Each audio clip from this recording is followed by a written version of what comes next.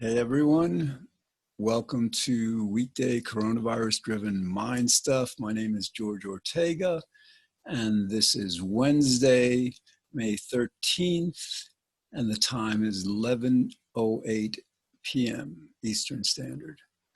So this is the second episode I'm doing today. This one will air or cablecast on Thursday, and I want to try something different. I was just on a Zoom call. You know, I have a daily Zoom party, whatever, we just talk.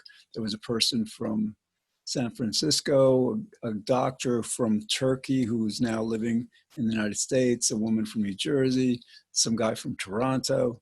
So, I mean, it's fun. We get people from all over the world, really. But what I want to do is, and I better talk more softly because it is 11:09. And what I want to do is, I hope this works. It should work. There's no reason why it shouldn't. I'm going to basically call up the wiki page on the New Deal, because if the news organizations are not really yet explaining to us what to expect, maybe we can figure it out on our own through exploring history. So let me see. I didn't plan to do this. Got to exit full screen, call up my browser, keyword, great, New Deal, and wiki. Wiki is a good source. Sometimes wiki isn't a great source if something is extremely controversial, but for a lot of searches on just basic information, wiki is excellent. So let me see. Okay. I'm going to read this. This is cool, and I'll just give my thoughts as we read along. The New Deal was a series of programs, public works projects, financial reforms, and regulations enacted by President Franklin D. Roosevelt in the United States between 1933 and 1939. Let me pause right there to explain the significance of that. FDR was elected in 32. And so basically that year and then 36, again, this article is 33 to 39. So in the elections of 32 and 36, the Republicans lost 40 seats in the Senate and a comparable number in the House.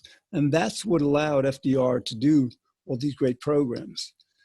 We'll probably see that happen in this election and probably 2 years from now in the midterms. Anyway, so,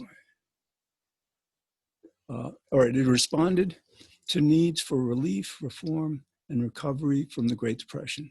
Major federal programs and agencies included the Civilian Conservation Corps. And I think I mentioned that to you, that basically these are kids 18 to 24 who were, they built projects, they built roads, parks, I think schools sometimes, I'm not sure, but they were just like, they were placed in areas outside of where they lived. Let's say moved out west or something. And they were paid, I think, about $5 a week. And then they were, they were paid $30 a week. So $5 they would keep and $25 they would send back to their families, which it was a really nice thing. So anyway, okay, the Civil Works Administration. I've got to research that. I'm just beginning to research this. The Farm Security Administration is interesting.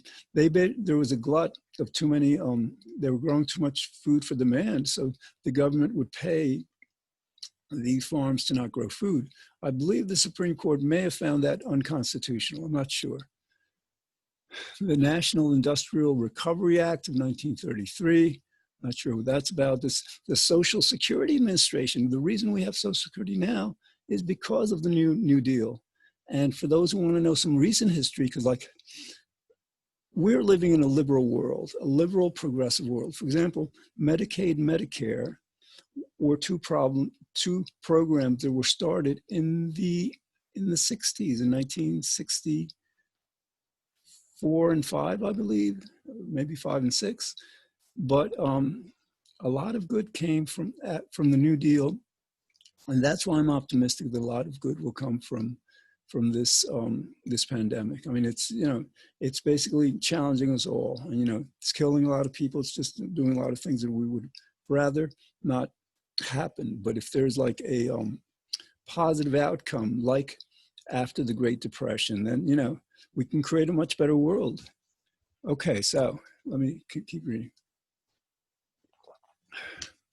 I get nervous when I read. I don't know why. They provided support for farmers, the unemployed, youth, and the elderly. The New Deal included new constraints and safeguards on the banking industry and efforts to re-inflate the economy after prices had fallen sharply. Okay, we're seeing that now. We're doing that. The New Deal programs included both laws passed by Congress as well as presidential executive orders during the first term of the presidency. Interesting. So it seems to suggest that he was in for 4 terms. You know, after that, I said, well, now you can only be president twice. But so apparently he just used executive orders in his first term. I guess he had so much support in the second and third, he didn't need that. Okay. The programs focused on what historians refer to as the 3 R's: relief for the unemployed and poor, recovery of the economy back to normal levels, and reform of the financial system to prevent a repeat depression. Okay, let's explore this third one: reform of the financial system. Right now, the reason, oh, I'm getting a call. Hold on, I missed a call. I'm gonna finish this. I'm like a very good friend of mine I want to talk to. Hopefully we'll talk for hours tonight, but I really should. You know, I've got 21 minutes left on this.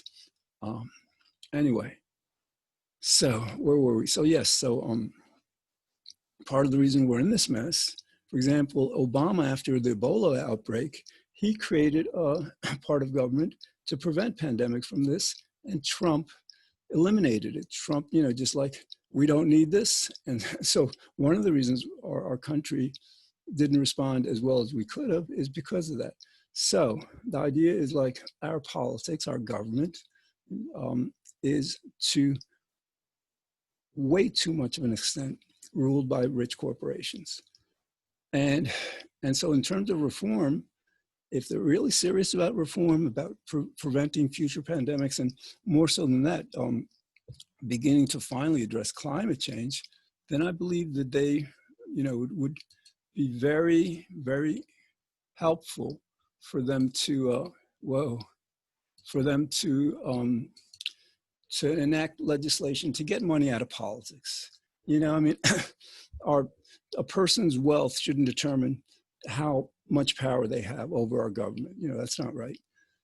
And it's not that it's not right. It's not intelligent. You know, we can't afford to allow that to happen anymore. I think we finally learned that lesson. Okay. So the New Deal produced a political realignment, making the Democratic Party, yeah, I'm a Democrat, but like, you know, too many Democrats talk the talk, they don't walk the walk. I mean, like, I'm an FDR Democrat. I'm not a, you know, a Clinton Obama Democrat.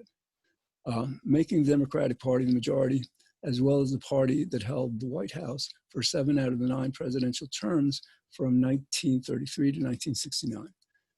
Okay, with its base of liberal ideas, the South, big city machines, and the newly empowered, I don't think we need to go through all this. Let's see. I want to see what the New Deal was about. The first 100 days, this should be good, okay. The American people were generally extremely dissatisfied with the crumbling economy, mass unemployment, declining wages and profits, and especially Herbert Hoover's policies such as the Smoot-Hawley Tariff Act, I don't know what that's about, and the Revenue Act of 1932, I don't know what that's about.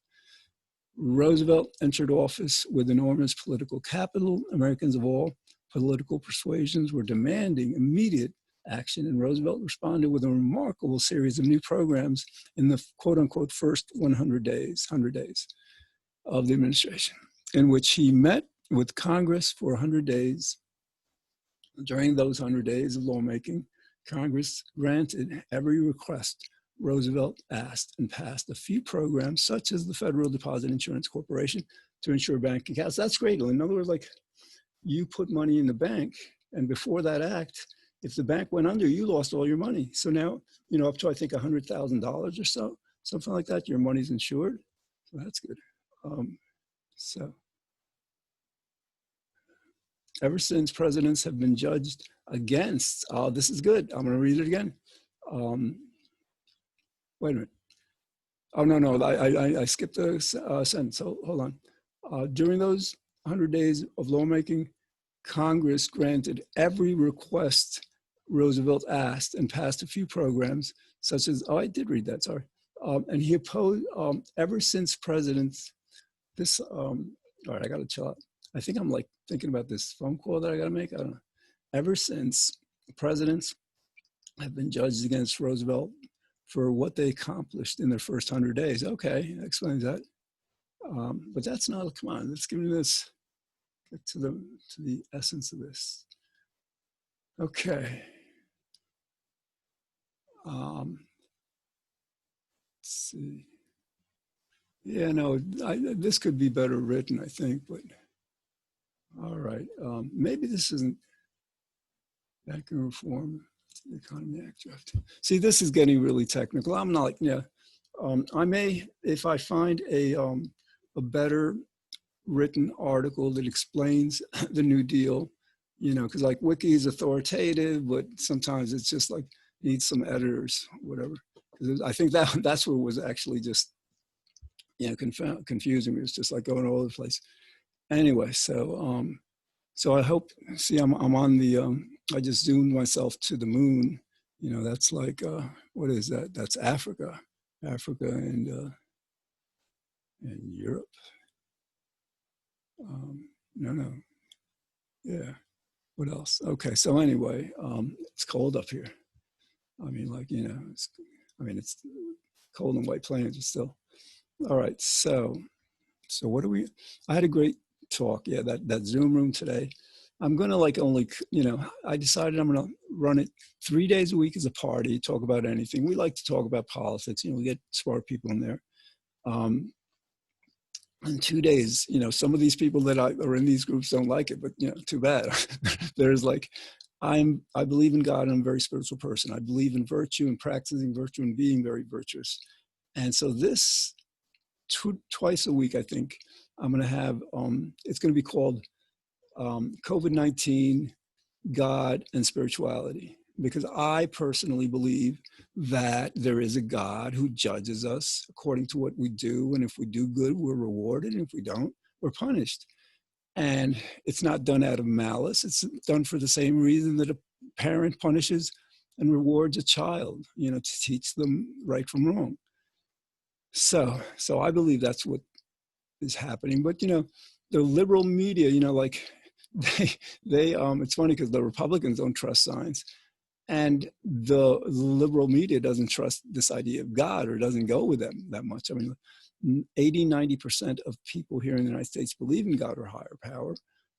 There's a lot of Democrats who believe in God, but I think to their detriment, the Republican Party hasn't basically acknowledged our belief in God.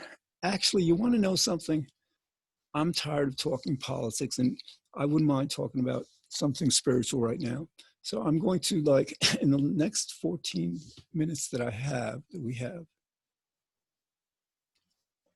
now recollecting, I may have done it briefly before, but I think I may have, maybe 3 days ago, I don't know. It's like, all right, so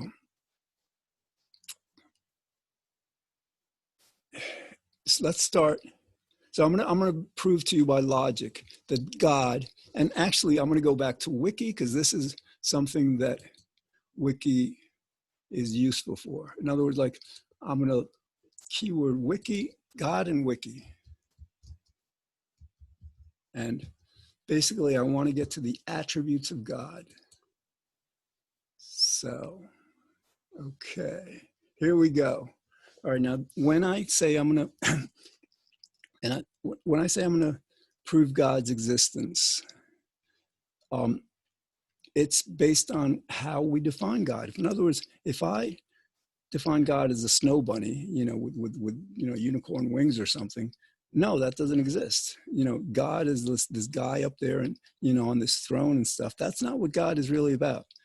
So let's first read, Wiki's article on God, at least the beginning. In monotheistic thought, God is conceived of as the supreme being, creator, deity, and principal object of faith. Okay. Next sentence. God is usually conceived as being omniscient or all-knowing, omnipotent or all-powerful, omnipresent or all-present, and as having an eternal and necessary existence. All right, now we're going to focus on that sentence. And starting with God is, the sentence before, actually, we'll go back to it. God is conceived of being the supreme being, creator, deity. Okay, so think about that. Basically, we're saying that God created the world. And one could see it scientifically as like God created the Big Bang, because we have no idea what happened before the Big Bang, and we have no idea what happened before God created the world, supposedly. So now follow the logic. Again, this is a logical proof of God's existence. God is eternal. Does it? Yes, God has having an eternal necessary existence. So God is eternal. That's the first thing to keep in mind. So God has always existed. And before God created the world, God is the only thing that existed. He may have created worlds before, but the idea that I'm trying to get across is if God is everything and God is eternal, then God is eternally everything. So God is what existed before God created this world. Okay, now, if the only thing to have created this world from is God, as it is, then naturally, God is everything in this world as well. And then like to say that God doesn't exist is to say that everything doesn't exist. And obviously everything does exist. Okay, now, so like we have God as creating the world and being everything. Now, he's also omnipotent, all powerful. And that makes sense. I mean, like if God is everything and created everything, how could he not control everything? I mean, and this notion of free will, he granted as a free will, that's completely bogus, because I've written 3 books about it. I've written a screenplay. I did a series of 216 episodes of a show demonstrating that free will, nobody has it. And Einstein, Darwin, Freud, and Newton probably are top scientists, world's top scientists, side with me. I side with them, whatever they came. So like, and so the idea is like, yes, no, God is all powerful, meaning what God says goes, what God doesn't say doesn't go. And so let's see. Okay, now to say that God isn't God defined as all powerful doesn't exist. Think about it. It's like saying the laws of nature don't exist, because in physics, the laws of nature are what control reality. So in a certain sense, we're saying that God and the laws of nature are synonymous, just like God and the universe are synonymous, or God and reality are synonymous. So, okay. So we've got, now, if we define God as being omniscient or all-knowing, again, how could you be everything and control everything and not know everything? That's completely illogical. So like, if you're using logic, God must exist if you define God as omniscient, because, an omniscient God couldn't possibly not exist. Okay. Hey, it's like, it's 11:28. I'm getting a little tired, and I'm like talking more loudly than I should. And I think I found myself thinking that, yeah, that's enough of a proof for God. If you didn't get it on your TV set, if you're watching tomorrow night, just go over to the website, the White Plains Community Media website, and you can just rerun it, whatever. It's about, 8 minutes before, I must have started, 14 minutes, I think, before the show's over. So that's 14 minutes before it began. Look at it's halfway point. Okay, or after it began. All right, so yeah, I'm like thinking, I want to talk to this very good friend, but I want to like get this done, so I can upload and I'll talk to her. We have talked for like 16 hours. This woman, I love this. I adore this woman. I absolutely adore this woman. She may be, she doesn't adore me back in the same way, but the way I figure it, I adore her so much. I've never connected with a human being this closely, And so, like, in other words, if she would want to have let's say, a non-romantic, non-sexual committed relationship, friendship that is, I'd say, hey, yeah, I'll do that. Absolutely. Because this woman is so amazing. Is my mic on? Hold on. Testing. 1, 2, 3. Okay. Just wasn't seeing that green thing there. Yeah, and I'll call her because, like, she's amazing. And I can't get too personal in terms of our plans and stuff because we're talking serious stuff, and I think both, we're both kind of like in disbelief in a way. I am, this again, like I've had, various girlfriends in the past, but 16 hours phone call, I used to think I was doing good after an hour or two. So what else? And here's another thing about this woman. I met her on Zoom. I don't know what she looks like, and actually because she uses a pseudonym on Zoom, she doesn't use her real name. I don't know what her name is. And she won't tell me how old she is, but she told a group recently that she's under 50. So I'm guessing she's between 40 and 50, and that's my problem. In other words, like, let's say she's 42. I'm 62. That's 20 years.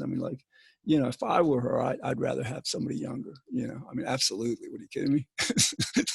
So I kind of proposed to her, well, maybe fate, because again, if we don't have a free will, everything is destined, that's the reality. So I was telling her, well, maybe fate has put us together, or God has put us together so that we could help each other find our true loves. And that would be cool. That'd be going from wonderful to even more wonderful. Whoa, I could do that. Okay, 5 minutes and 12 seconds. And I'm trying to keep my voice soft, but I don't know why. I was talking politics for 2 hours. That'll do it, I guess. I don't know. What else? So yeah, I hope she picks up, and I hope we talk for 2, 3, 4. I feel so good today because I slept a lot last night. I just needed sleep. I was getting like sometimes 5, 6 hours. Now I think I must have gotten like 10 last night, and this morning today, maybe more, who knows. But yeah, if she wants to talk like till 6 in the morning, I'm there. It's like this feeling of staying connected. That's like, that's major. I don't know how many people can do that, and enjoy it. Toward the very end, both times it was me. I bailed, I just like, I said I was kind of like, what was expression? I don't know, it was dropping or something. I was like getting so tired. And she was like, but she's 20 years younger than me, maybe. I don't know. Anyway, I'm going to call her right after in about 4 minutes. And if she doesn't answer, then I'm going to practice my bass. It's too late to play bass through the speaker, so I channel it in through my remote headset. And because I'm getting good, and I'm playing all genres, well, rock, progressive rock, love songs, some romantic songs and stuff, and it feels great. So I'm going to do a little of that. Okay, I hope you guys are doing well. I want to devote some of the next episodes to researching the New Deal so I can give you an indication of what to expect. because then, you know, we're going to basically follow that blueprint, you know, because it worked. I mean, to a great extent. We'll have to do more actually than they did, but and that will, you know, then hopefully as we're doing that, New York Times, Washington Post, NPR, different news organizations will begin to publish predictions. I mean, nobody knows, of course, but predictions as to what we should expect during the next 6 months, year, 2 years, 5 years. And you know, I believe it's going to create a better world, just like the Depression created the New Deal that gave, you know, Social Security. I mean, who doesn't rely on that? Like before that, you know, you were old, you were poor, you know, and you would hope that people would take care of you. So we advanced, you know, again, that's a Democratic initiative. Republicans fight stuff like that all the time. I don't know what's the matter with them. But again, this is a crisis that I believe is going to lead to a much better world in so many ways. You know, science will be respected again. Intelligence will be respected again. You won't be able to run for office like Trump and win on charisma, win on this actual, not just charisma, but immorality. He's just like, you know, I'm really, you know, a crap person. I'm just, I could say other things. I'm really, you know, this vile person, but you're going to vote for me because, like, you know, because I am so vile, you know, just like he's like the unfortunately not very bright people who voted for him were thinking, oh yeah, he's like, you know, he's going to stand up to the government who are the bad guys or whatever, you know, by being worse. I mean, okay, so got 1 minute left to go. And I think I want to like zoom back to Earth to close out the show. Yeah, because like it is getting cold up here. And so I'll just, there I go. Where am I? Okay, some nice, you know, sunrise. I'm in California someplace. Anyway, it's like 51 seconds. This is George Ortega for weekday coronavirus-driven mind stuff. Watch this on White Plains Media channel 76 if you're Optimum, 45 if you're Verizon, at 5 o'clock every weekday. And what else? And catch them, you know, while maybe a week or two behind schedule, they're always on YouTube, and you can access them, of course, through the White Plains Community Media website. So, so 11 seconds, 10, 9, 8, 7, 6, 5, 4, 3. See you next time.